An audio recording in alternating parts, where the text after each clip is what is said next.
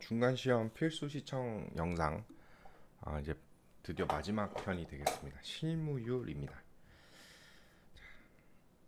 실무율에서 중요한 것은 반응의 크기가 되겠고요. 그 예시로 우리는 축삭과 운동 단위를 보게 될 겁니다. 먼저 실무율의 반응의 크기를 설명하려면 축삭이 예를 드는 게 되게 좋은 것 같아요. 자, 이렇게 신경 세포체가 있고요. 이렇게 축삭이 있습니다. 여기에 신경 둔덕이라는 구조물이 있어요. 이 신경 둔덕이란 구조물은요, 아주 그냥 대쪽 같은 분이세요. 나한테는 뭐 아무것도 없다. 그냥 나한테는 오직 yes 아니면 no밖에 없다는 분이세요. 이분한테는 특별한 기준이 있습니다. 그 기준을 우리가 문턱값이라고 부르게 됩니다.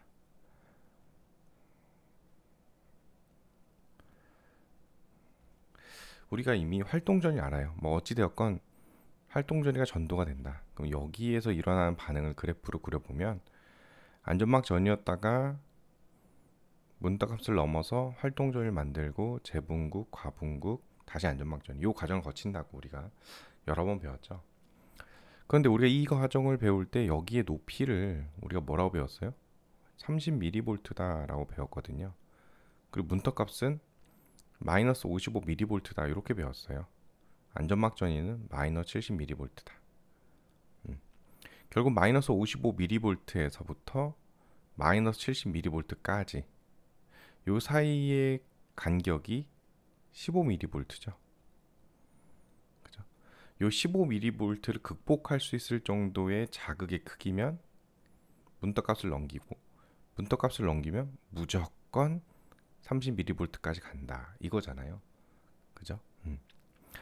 마이너스 55mV 다시 말해서 안전막 전이부터 문턱값까지 15mV의 이 간격을 극복하지 못하면 활동전을 만들지 않고 꼬꾸라진다 라는 거죠.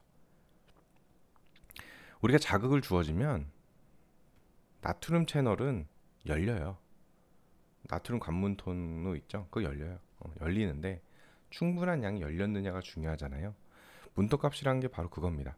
나트륨 통로가 충분한 양이 열리면 자극의 크기와 관계없이 모든 나트륨 채널이 열린다. 이렇게 이해하시면 되는 거예요. 이해하시면 되는 거예요. 이렇게. 모든 나트륨 채널이 열릴 거냐?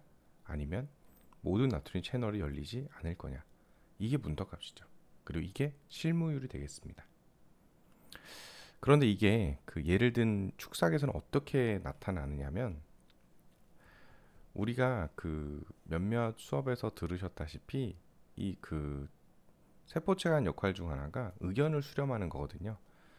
가지돌기들이 모아온 정보를 가지고 결과적으로 그 정보가 이 신경을 우리가 촉진하는 쪽으로 결정을 내릴 것이냐 아니면 촉진하지 않을 것이냐. 억제는 좀 그래. 억제라는 표현 좀 그렇고 촉진할 것이냐 촉진하지 않을 것이냐 요 정도에서 우리가 결정을 하게 되거든요.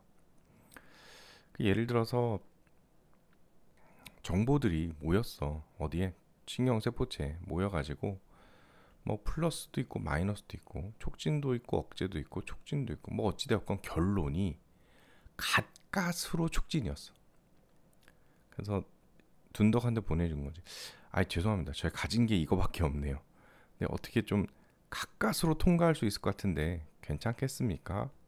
그러면 신경 둔덕이 이렇게 얘기합니다. 당신이 가진 게 얼마인지 모르겠지만 통과할 수 있다면 저는 그 값을 일정하게 보내겠습니다. 여기서 강도가 약하다고 해서 보낸 활동 전이가 30mV까지 안 가느냐? 아니요, 간다고요. 그게 중요한 거죠. 갑니다. 여기서 보낸 게 약해도 결국은 활동 전의 크기는 똑같습니다. 자, 뭐 어떻게 하는지 모르겠지만 아주 강력한 전기 신호를 요 신경세포체만 선택적으로 탁 꽂아줬다. 그래서 어이 둔덕씨 하면서 나 나가신다 이러면서 나타나는 거죠. 엄청나게 강력한 자극. 야, 나 이렇게 강하거든. 둔덕. 가장 강하고 가장 빠른 걸로 나를 인도하세요. 그 둔덕이 한 거죠. 아 실례지만 그런 거 없어요. 우린 다 똑같습니다. 예, 우리는 다 이코노미석이에요. 무조건 우린 30mV지 강한 자극이 왔다 해서 더 강하게 반응한다, 뭐 이렇게 반응한다, 이런 거 없다라는 거죠. 반응이 있으면 있는 거지 더 큰 반응, 더 자극 반응은 없다라는 겁니다. 자, 자극이 주로 옵니다. 죄송합니다. 제가 딱 1원 모자른데요. 1원. 1원 모자른데 어떻게 저 통과시켜 주시면 안 되겠습니까? 그러면 둔덕이 들은 채도 안 한다는 거죠. 무슨 말씀이신지. 통과 안 됩니다. 아니, 융통성이 이렇게 없으세요. 겨우 1원 부족하다고요. 저번에는 아주 강력한 자극일 때도 그 자극 다 받으시고도 반응은 똑같이 보내주셨잖아요. 30mV로. 그러니까 그때 빚이 있으니 지금은 겨우 1원 모자란 거니까 저 좀 보내주세요. 그럼 둔덕이 안 됩니다 라고 얘기합니다. 많이 부족하건 조금 부족하건 둔덕 입장에서는 문떡값이 넘으면은 그 반응의 크기가 똑같아요. 축삭으로 보내는 반응의 크기가. 그리고 작으면 아예 보내지 않는다. 보내냐 보내지 않느냐 두 가지밖에 하지 않는다라는 거. 그래서 반응의 크기가 결국은 있다 없다지 반응이 더 크다 반응이 더 작다 이거는 하나의 신경세포체 내에서는 일어나지 않습니다. 우리가 그래서 이 신경이 운동신경이었다. 그래서 근육을 지배하더라. 정확히 근섬유겠죠. 지배하는데 내가 여기를 전기 자극을 줄 건데요. 전기를 강하게 때리나 약하게 때리나 이 근육의 수축은 똑같습니다. 똑같습니다. 왜? 실물이잖아. 얘가 강하게 때리든 약하게 때리든 둘 다 문턱값을 넘었다면 어차피 반응은 똑같다라는 거예요.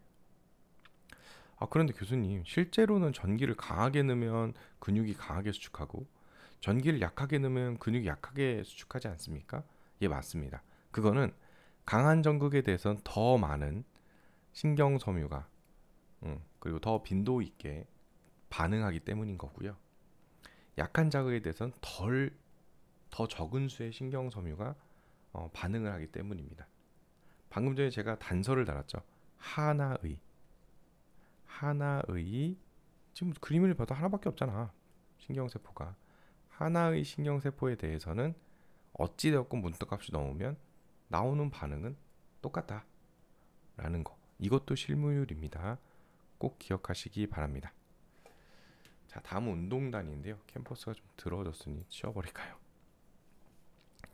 자, 운동단위 그림을 좀 그려볼 건데 원래 여러 종류인데 두 개만 그려보죠. 근육 안에 이렇게 근섬유들이 있습니다. 빨간 근섬유와 파란 근섬유를 그려볼게요. 물론 우리가 얘기했다시피 당연히 다 원래 그냥 빨간색입니다. 이왕이면 이제 파란색이 백색에 가까우니까 백근이다 라고 생각하고 빨간색은 접근, 타입 1에 가까우니까 접근이다 라고 생각해서 또 너무 많이 그리면 내가 힘들어지니까 몇 개를 지우도록 하겠습니다. 네. 이런 식으로 한번 그려볼까요? 그럼 빨간색을 지배하는 신경이 있을 거예요. 그럼 빨간색을 지배하는 신경은 여담이지만 우리가 더 얇고 그죠? 개수도 더 적죠.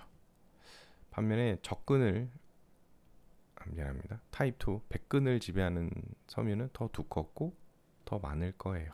네. 이런 식으로 지배를 하더라 라고 하면 연결해야 돼야겠죠. 이게 끊어지면 안 되니까. 내가 어떠한 강도로 때리건 얘를 강하게 때렸다고 해서 이게 더 강하게 수축하는 건 아니라고요. 얘를 때렸다 하면 반응의 크기는 똑같다. 근육이 수축한다는 건. 그리고 얘를 때렸다면 얘는 다 수축합니다. 여기를 때렸는데도 불구하고 얘는 수축하고 얘는 수축하지 않고 이런 거 없다는 얘기. 이런 거 없어. 여기를 때렸어도 이 근육과 이 근육, 근섬유죠 정확하게. 이 근섬유가 다 반응을 보입니다. 왜? 이게 운동단위잖아. 하나의 신경에 대해서 그 신경이 지배하는 근섬유의 세트 메뉴다. 따로 놀지 않는다. 그리고 반응의 크기는 운동 단위별로 정해져 있다.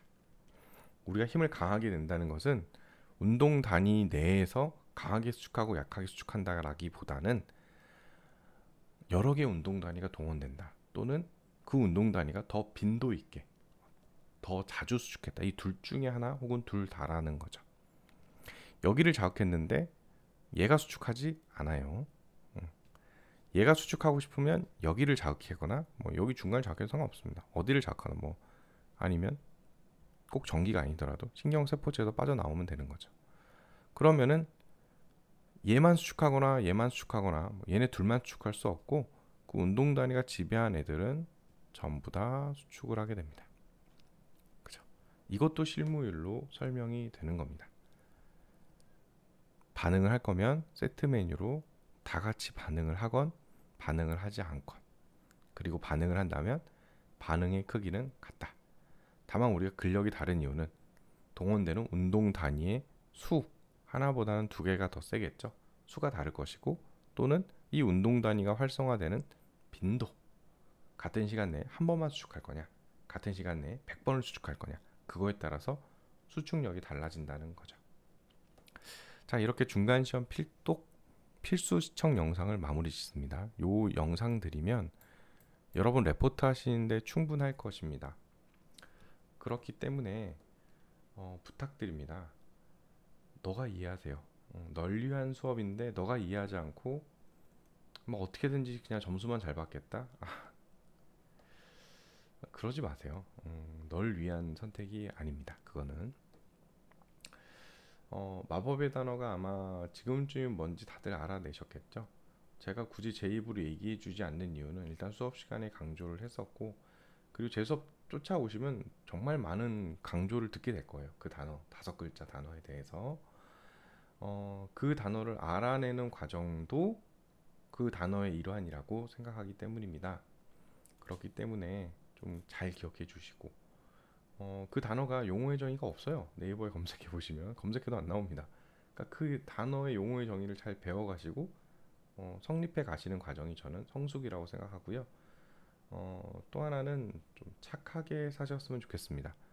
여러 연구들을 봐도 도덕적인 사람이, 그러니까 단순하게는 횡단보도 신호를 잘 지키는 사람이 더 행복했고, 자녀도 더 바르게 자랐고, 경제적으로도 더 부유했다는 논문이 차고 넘칩니다. 우리가 얼핏 보면 좀 얍삽하게 뭐 이 정도는 괜찮겠지 하면서 사는 것이 더 현명한 것 같고 효율적인 것 같고, 남한테 피해주지 않는 선에서 비도덕적인 선택을 하는 것이 더 이득인 것처럼 생각을 하시지만, 인생 전체를 놓고 보면, 인류 전체를 놓고 보면 절대 아니라는 거죠. 저는 우리 학생들이 좀 더 옳은 선택을 하기를 바랍니다. 그래서 그 마법의 단어 5글자 그거 알아냈잖아 다들, 그지? 그것을 항상 마음속에 놓고 착하게 살기를 바라는 마음입니다. 그것을 이루게 하기 위해서 대면 시험이면 대면 시험으로, 그리고 또 레포트면 레포트로서 기여할 수 있기를 진심으로 바라봅니다. 파이팅입니다.